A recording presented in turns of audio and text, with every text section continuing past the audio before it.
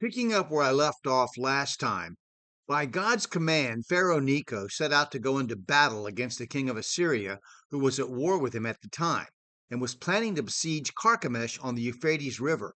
Josephus stated that he went to fight against the Medes and the Babylonians who had overthrown the Assyrian controlled empire in his work Antiquities of the Jews. Carchemish at the time of Sennacherib belonged to and was occupied by the Assyrians, according to Isaiah 10:9. However, when the Assyrian hegemony was destroyed, it returned into the hands of the Babylonians, just as the time when the king of Persia had defeated Babylon and Assyria in Ezra 6:22, he was called the king of Assyrians. In addition, I've said before, the secular authors also state that Babylon and Assyria were north and south of essentially the same culture and civilization, while the Bible even states that the kingdom of the Chaldeans, the tribe that became associated with Babylon in its science and religion, was founded by the king of Assyria in Isaiah 23:13. In God's judgment of Israel and Judah, think of Assyria, Babylon as the hammer, Jeremiah 50:23, and Egypt as the anvil between which they were smashed under God's direction. When Josiah foolishly entered into this war, he was killed. This took place in the valley of Megiddo, which belonged to the tribe of Manasseh, Joshua 17:11. Herodotus said that Necho attacked the Syrians with an army and overthrew them in Magdalus. After the battle, he took a large city of Syria called Gadidas.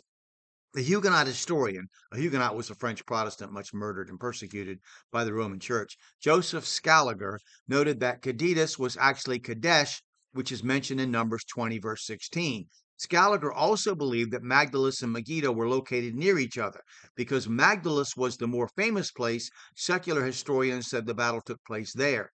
In the same way, it is understood that the battle between Alexander and Darius at Gaugamela is said to have been fought at Arbela, since the former place was unheard of.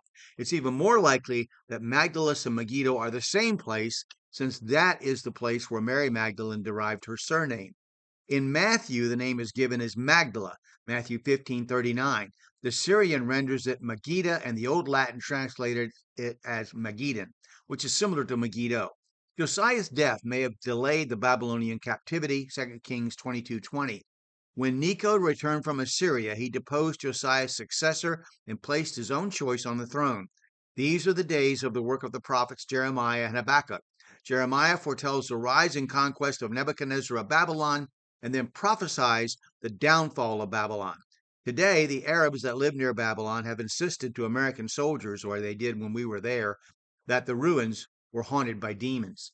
So we'll stop there and talk about Nebuchadnezzar next. And I hope that if you watch the video, you click like.